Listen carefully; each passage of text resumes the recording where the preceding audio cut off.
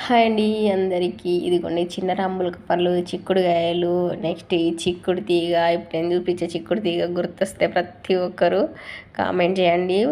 ఒకప్పుడు 2001 అట్లా, అంటే 90s కిడ్స్ అనమాట. ప్రతి ఒక్కరికి ఊర్లో ఉన్న వాళ్ళైతే అందరి ఇంట్లో ఉన్న కూరగాయలు తింటుండే అండి. మాకైతే ఇంట్లో ప్రతి ఒక్క కూరగాయ ఉండేది. బీరకాయ, దొండకాయ, గోడు చిక్కుడుకాయ, ఇంకా చిక్కుడుకాయ అయితే ఏనుగంత చిక్కుడుకాయ. అసలు ఎంత బాగుంటుండేనో ఆ కూరగాయలు. బెండకాయ పులుసు పెడితే ఎంత టేస్ట్ ఉంటుండేనో.